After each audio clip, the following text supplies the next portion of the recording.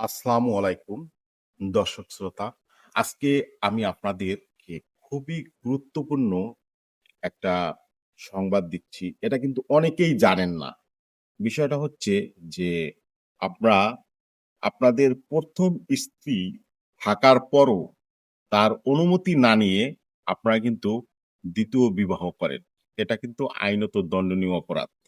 আর এই ২য় বিবাহ করার কারণে কিন্তু আপনার ১ম স্ত্রী অনুমতি না নিয়ে যখন ২য় বিবাহ করেন তখন কিন্তু ১ম স্ত্রী মামলা করেন। আর এই মামলায় কিন্তু আপনার লাস্ট পর্যায়ে দেখা যায় আপনার পানিশমেন্ট হয়। কি পানিশমেন্ট হয়?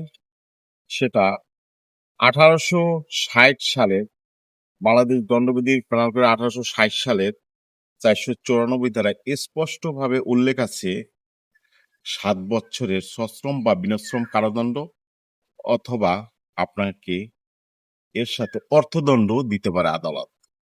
৭ বছরের কারাদণ্ড আপনার অবশ্যই ভোগ করতে হবে যদি আপনি ১ম স্ত্রী পরবর্তী ব্যতীত যদি আপনি ২য় বিবাহ করেন।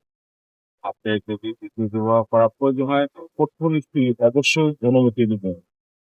মূলত এই বিষয়টা কিন্তু অনেকেই জানে না। আর এই না জানার কারণেই কিন্তু আপনাদের সমস্যা হয়। এইজন্য বলছি ভাই, আপনারা এই ভিডিওটি বেশি, বেশি করে শেয়ার করে দিবেন যাতে এই ভিডিওর মাধ্যমে সবাই জানতে পারে যে ১ম স্ত্রীর অনুমতি ছাড়া ২য় বিবাহ করা যায় না। আশা করি ভিডিওটির মাধ্যমে আপনারা অনেক কিছু বুঝতে পেরেছেন। ভালো থাকবেন। আসসালামু আলাইকুম।